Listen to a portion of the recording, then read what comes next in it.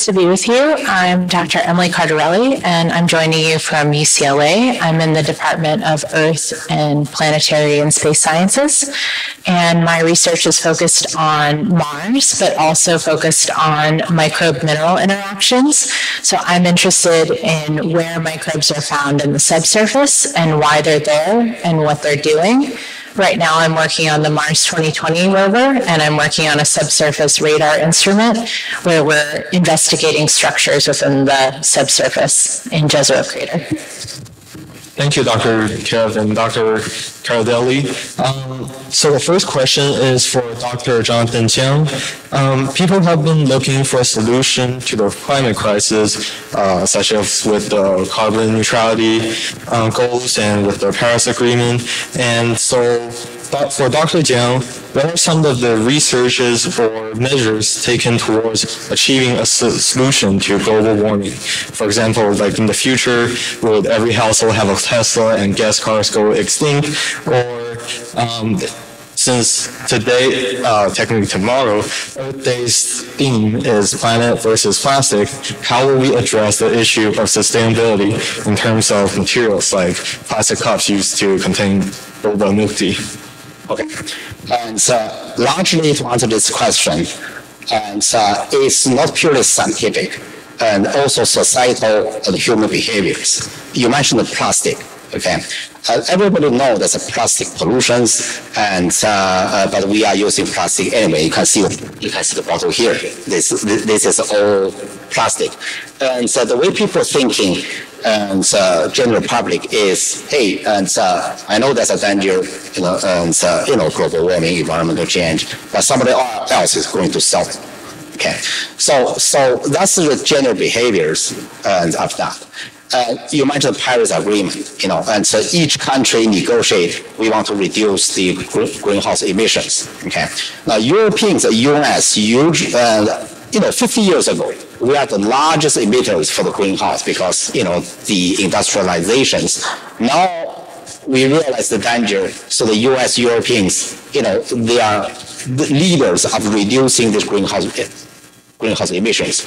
So the later and developing countries, like China and India, they are increasing their emissions. So in the agreement, international agreement, it's very hard to negotiate. Hey, we want to develop, we want to expand our economy. Why you guys did before, we are not, and it's hard to ask. So it's hard to talk. The talk is not becomes scientific anymore. It becomes political or societal anymore. So that's the difficulties. Of course, the carbon thing, how to restore the carbons. There's a technology, but it's going to be expensive. And you mentioned Tesla. Tesla right now is not leading solution for now because the Tesla, you need to charge electricities. Those electricity from the power plants. How to power this power plant? It's not all nuclear. Okay, they use natural gases, they use petroleum, they use coals, and so it's not solution. If you use these electric powers, you still pollute the atmospheres. So the answer to your questions here, there's a lot of scientific research how to do that, but also the major thing is we need ordinary people, all the societies, and also politicians, to realize these problems, to work together. Thank you. Thank you, Dr. Jiang. And Dr. Kev, you also mentioned that you are the Vice President of the Sustainability Commission of the City of Irvine. So would you also like to respond to the question of how we are addressing the problem of climate crisis? Sure. So it's a huge problem, as Professor Jiang or Dr. Jiang has talked about. It really it's an extreme challenge. So here in the city of Irvine, a couple of years ago, the city council passed a very ambitious resolution saying we want to go carbon zero by 2030. That's 6 years away. How do we do that as a city? And that is like everything to be carbon zero. So to achieve that requires a plan. And so we're working on a climate action and adaptation plan in the city. there's a lot of aspects to achieving that goal. And I think realistically, we know that we can't get to zero even within just the city of Irvine by 2030.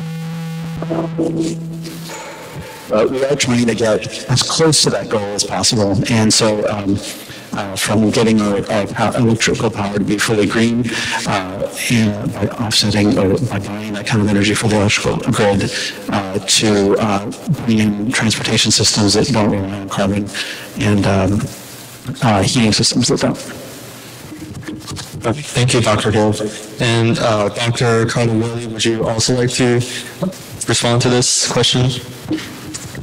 Sure, I'm happy to say a couple words. So I just wanted to maybe touch on the Tesla part of the question and just remind folks that just because you have an electric car, which seems great for emissions purposes, it's important to remember that the car is made out of lithium, which is a rare earth element that's found on Earth. And while we do have a substantial amount of lithium near the Nevada border, it's not going to be there forever, and there's also environmental implications for going to seek that lithium.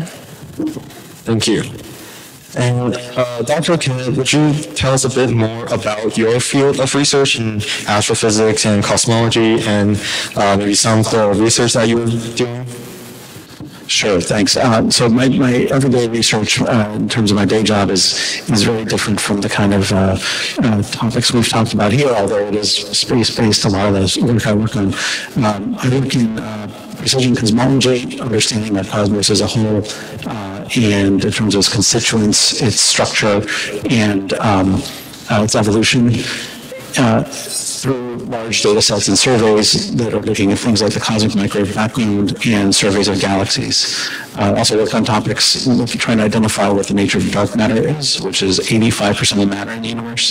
So I've worked with space missions that are led by folks at JPL and at Goddard Space Science Center, looking for high energy photon emission that can be associated with dark matter annihilation or decay. Thank you. And Dr. Cardarelli, would you also like to explain about your work a bit? Yeah, sure. So my day-to-day job now is mostly focused on Mars 2020. And as I mentioned, I work on a radar instrument.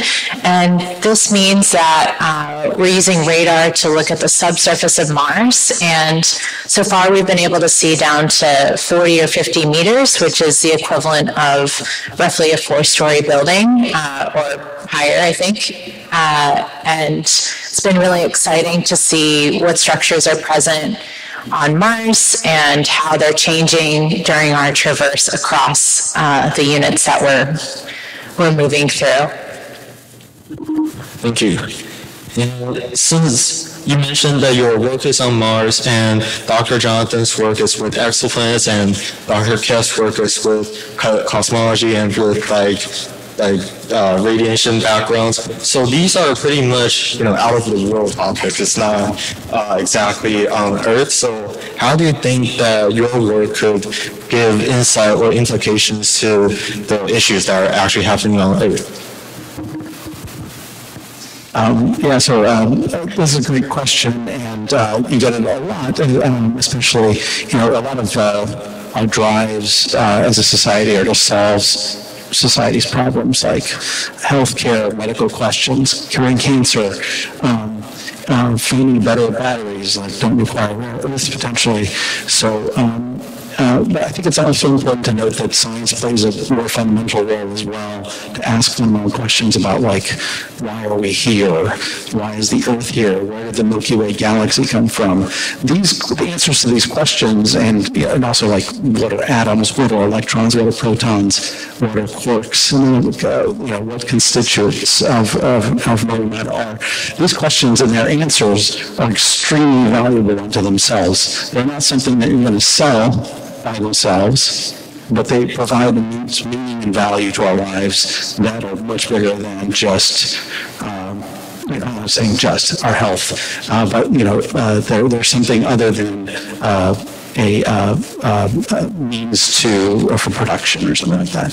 So I think that's the primary thing about my research that I think motivates me, myself, and a lot of folks that do this kind of research. But and there's also just what happens, just like from any NASA mission, there's technological spin-offs. My students don't all go on to work in cosmology and particle physics. They go on to finance, they go on to IT, they go into medical. One of my PhD students works for a biomedical company now. There's a lot of different applications for the skills that you get from doing fundamental research. Thank you. And yeah, Dr. Jonathan, would you also like to talk about? Yes, I fully agree with you. The work with NASA, especially, on the space science, and actually is bring out the technology innovations, also inspire the next generations, and had a great impact, economic impact on the society. Think about, the moon landings, things like those technology, and also internet. First used by NASA for the deep space network and so on. And also, you mentioned the exoplanet. It's 20 years ago, the only planet we know is solar system planet. Now we have more than 5,000 exoplanets was discovered. How many of those exoplanets is in the habitable zones and so on? I have a student last year published paper. They found even the planet orbiting the red giant stars is in the habitable zone. So think about in the future, if our sun becomes red giant, maybe we can live into the moons of Jupiter and so on. So those are, to this line of research is to help to think who we are, how we can survive in the long run. Are we unique in the galaxies, or there are any habitable planet like the Earth, another Earth in the galaxy? So that's, for the education purpose, that's a great value, I think. Yeah. Thank you, Dr. Jiang. Yeah, and Dr. Cardelli, would you also like to respond? Yeah, sure. So I think my research and just research in this general realm is important kind of for two reasons. And Dr. Kev kind of mentioned this when he was speaking as well. So one, just because we're solving these problems, science questions in space, doesn't mean that they can't be applications for skills that folks want to learn on Earth. So I have a student I'm working with from a computer science background, but he's working on a planetary application of that, and we're learning a lot from just that. And then the second thing is, from a different perspective, the Mars 2020 mission, one of their principal goals is seeking signs of ancient life. And I think by tapping into broader questions, as Dr. Jonathan also said, that really think about our own humanity and things that make us human, like the desire to explore.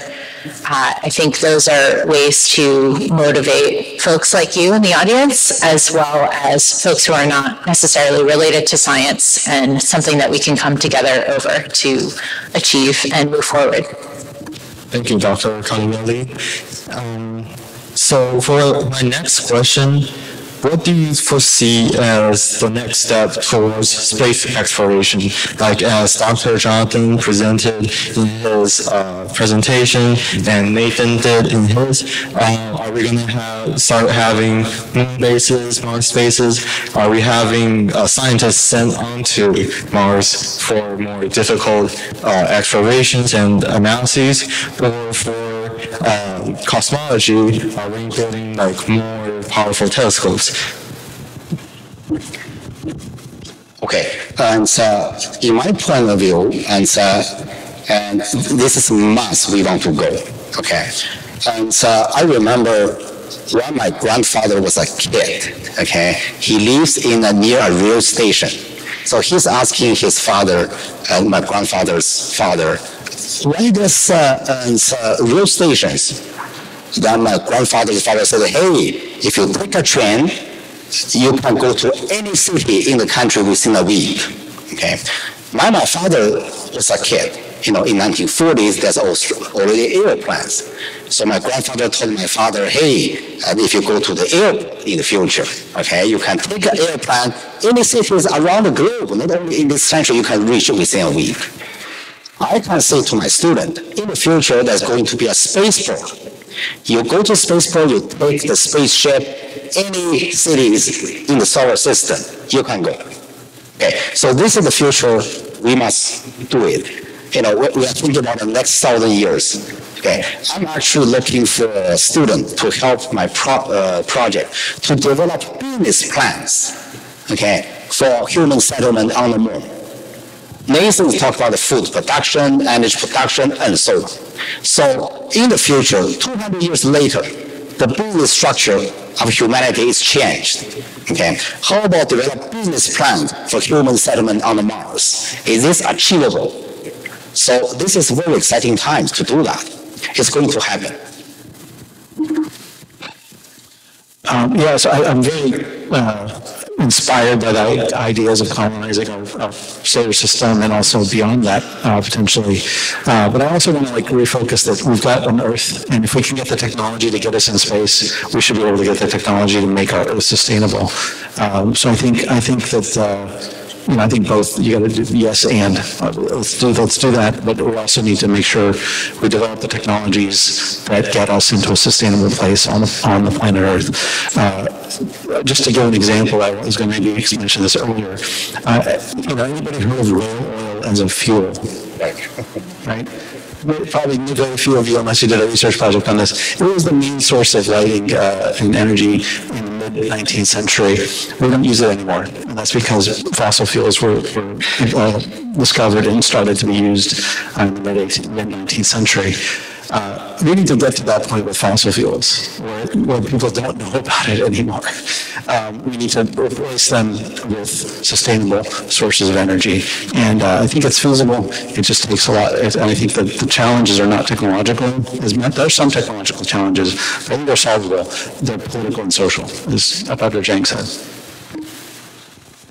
Yeah, so on the space note, I'm a big fan of robotic exploration because a lot of these locations that we're looking at exploring are not the nicest to be on, and I think we can learn a lot from robotic vehicles.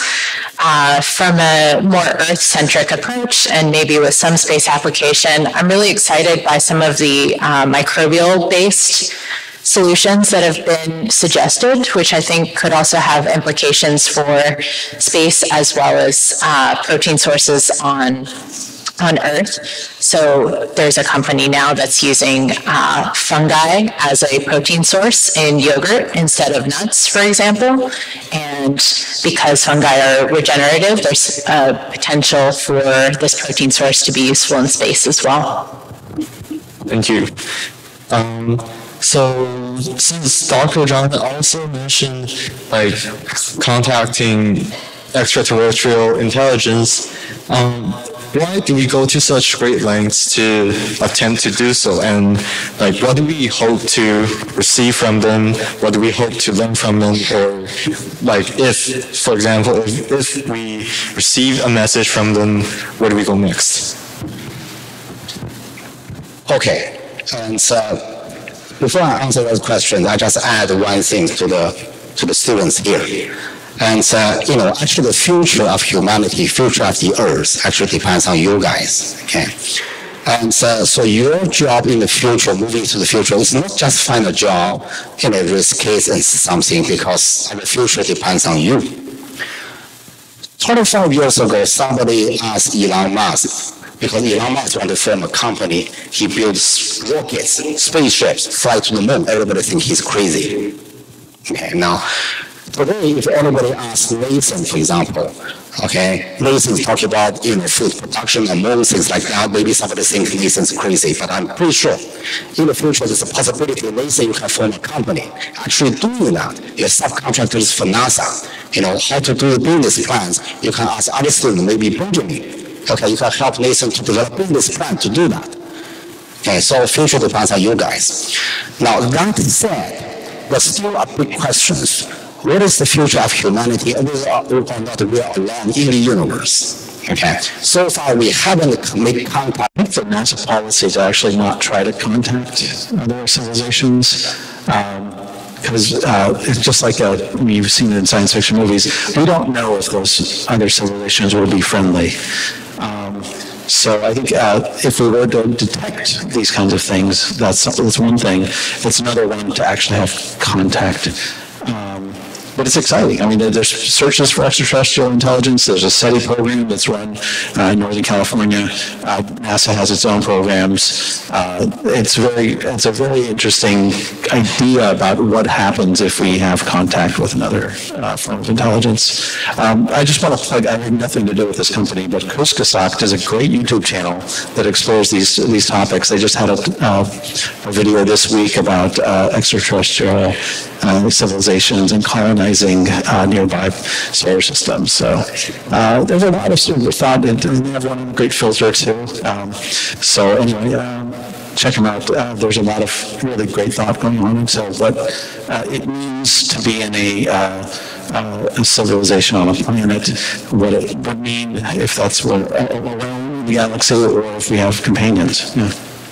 Thank you, Dr. Kev. Dr. Cardelli, would you also like to contribute to this? I think we can go to the next question. Okay.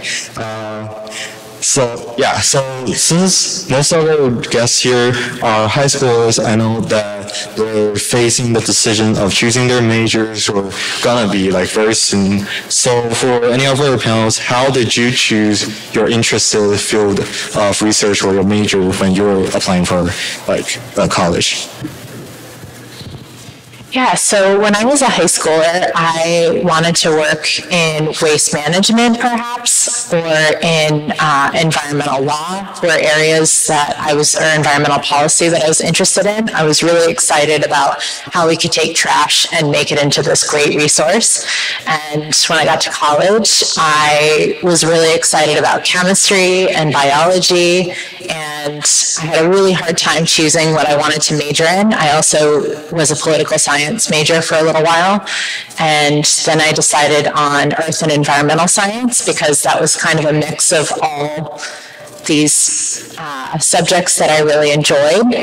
And then when I was in my major, I got really excited about research, and once I had learned that science was an open question and there were areas in which I could do work as a student and just simple questions that we didn't know the answers to, I started working in a lab as an undergrad, and then I got really excited about the metabolisms that microbes have and their capabilities of transforming different metal species and nitrogen species and how important they were. And then that led me to go to grad school. And from there, I got really interested in subsurface microbiology and how it interacts with the environment.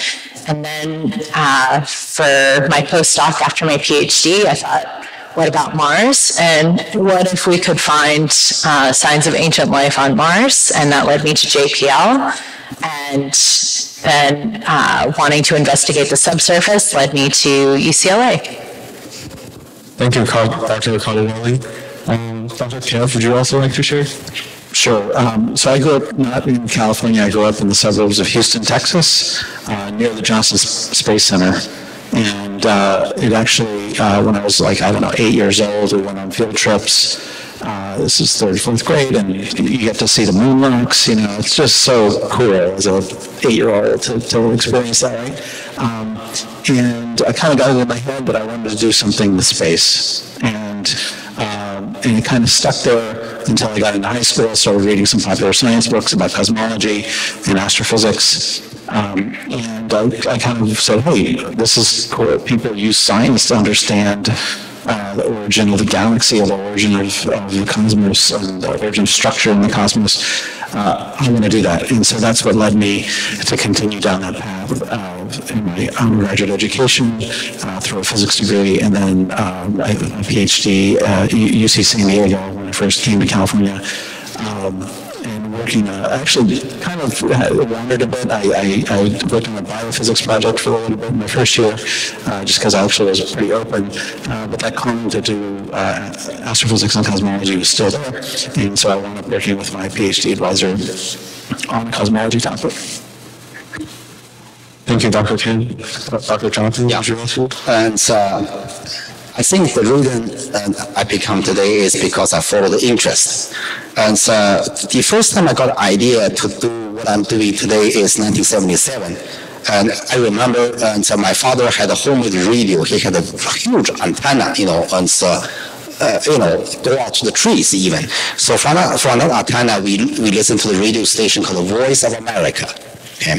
So in the summer, I think near the end of August, near summer from Voice of America, it says, Jet Propulsion Laboratory in California. Okay, they launched a spacecraft called Voyager. Then they carry a golden record. They talk about this. I had discussion. I was very interested.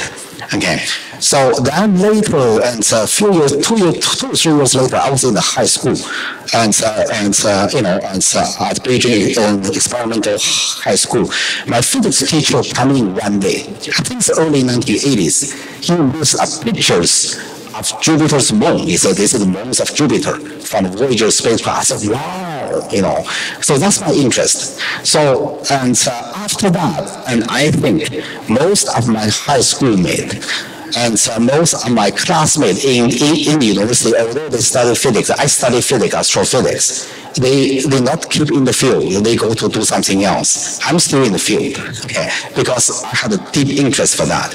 Now, finally, in 1999, I came to California. I work in the Jet Propulsion Lab. The first day I come to work, I remember I just walked straight through the models of the Voyager spacecraft. I'm finally here. Okay, so let's follow the interest, and when I recall that, and the first time I hear the Voyager spacecraft, I was something like 13 or 14 or something, and I'm the teenager, so I just always follow this, the dreams.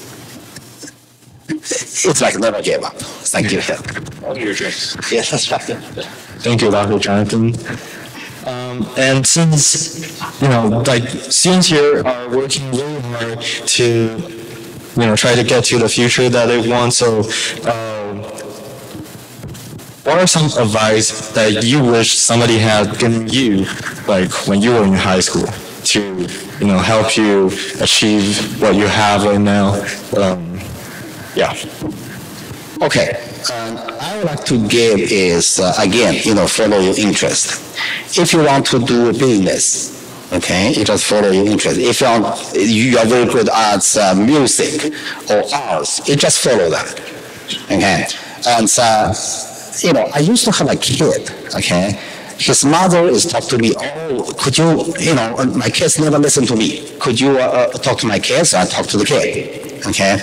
The kid said, what's the problem? Why you are not, talking to your mom, He said, my mom always say, and so I grew up to be the dentist, and so, or dentist assistant even, or be a doctor and make lots of money. I don't like that. I don't like that. So I think, and by that, you don't have to listen to your parents. You just tell your mom, I like to do what you do. Okay. Later on, I helped the kid. And the kid right now is doing a master's in business in Cornell universities.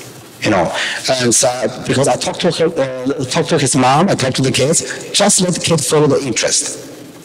I think so. To the high school student right now is, although you maybe have some pressures from the parents to be this, that, but you got to have your own mind. Okay, to talk to your parents, this is my dream. Okay, that's my advice. Thank you.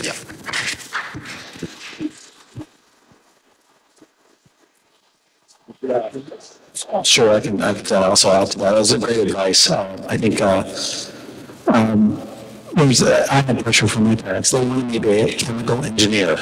That's what they did as professions, and they thought the only way you could be successful. I don't know if that's what they thought, but that's how they acted anyway. And my brother's a chemical engineer. He's 11 years older than me. His wife is a chemical engineer. Both my parents are chemical engineers. So that was the thing to do. But I didn't do it. And I think it's good advice to follow your passion. Like if you put the effort into whatever fields or topic you're interested in, you'll be successful. Just do that. Put in that effort. And it may not be linear. It may not wind up doing, whatever that initial thing is. But if you build the skills and talents and whatever that is, they're going to be applicable to a bunch of different things. Take your advice. Your parents are not stupid. They do have good advice. but there's a lot of different paths to success, and I think, we should explore them, and I think that's the kind of advice that would have been good to hear when I was rebelling against my parents. So anyway, I think that's I'll leave with that. Thank you, Dr. Chen.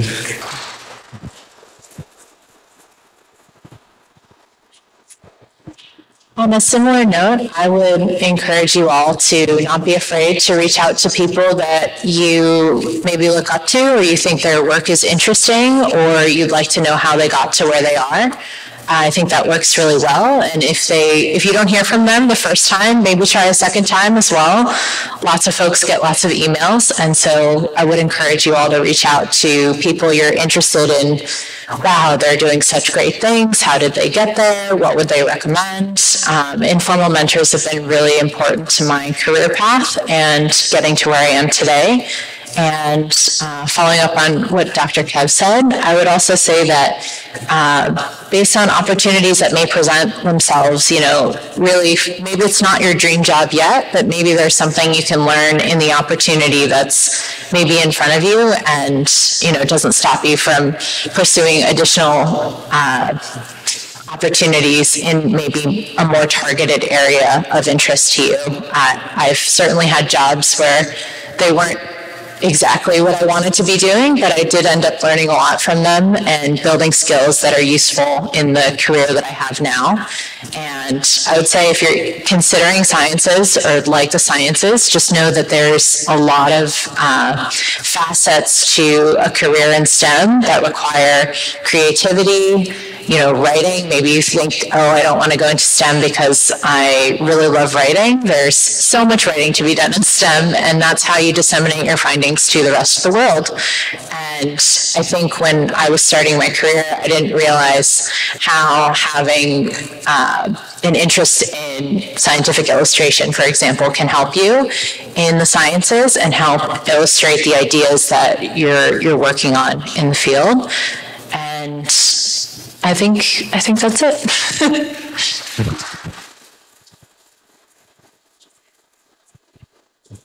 Thank you, Dr. Cardelli. So I would like to open up the chance for the audience to give questions to our panelists, if you have any.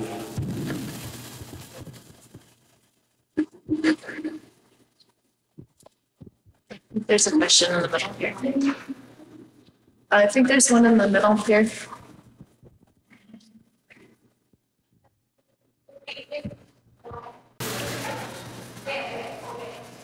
In the center. To what extent did the undergraduate university that you went to help you get to where you are right now? Okay, repeat the question again. To what extent did the undergraduate institution you went to help influence where you are today? Okay, how the undergraduate institute to influence where am I today, right? It is the question you all want to ask? Okay, I think the undergraduate institute, and I was graduate from Beijing normal universities over there. I think the greatest thing I learned from undergraduate level is develop skills. And essentially, I think all the skills I have today, the ability to solve equations, write computer codes, to do the analysis, is from the undergraduate institutions. Undergraduate school is on your own, okay? And so then you are ready to do the research. And that's my take is. I did not get into my dream undergraduate school when I was applying to colleges, and I ended up with two choices. And I really didn't know the undergraduate institution that I was going to. It was in New Orleans, and I'd never been there before when I applied. I just applied on a whim because it was free. And I decided to go there, and when I visited, I really chose a place where I thought I could be happy. my undergraduate institution, and certainly the research interests of the faculty there and the way they approached education really impacted my career. And so it was fairly interdisciplinary even at the time. So this was a while ago, and interdisciplinary programs were maybe less common then. My undergraduate institution was also on a massive river delta, and I am currently studying an ancient delta on Mars. So I think just the knowledge I absorbed while being in the city of my undergraduate institution was really helpful too. I would say that it's really based on what you put into your institution and what you will get out of it. So I think if you put a lot into whichever school you decide to go to, that will really impact what you get out of your experience there. If I could answer the question with a question, how many folks here are right now deciding which college to go to? Is it one? There's more being shy. Okay.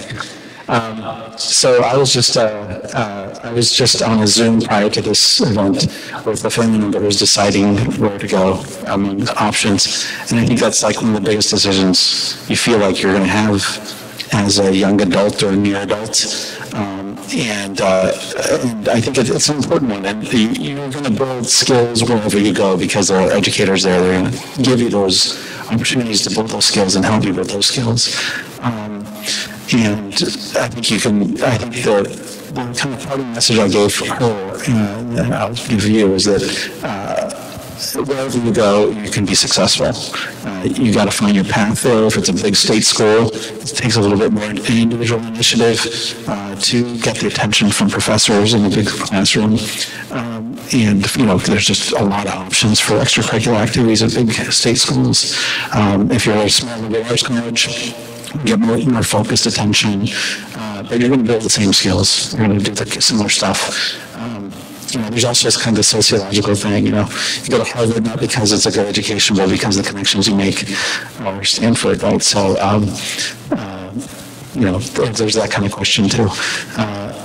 But I think, I actually had the opportunity to go to a bunch of campuses. I forget how many I got accepted to. Everybody wants that number these days.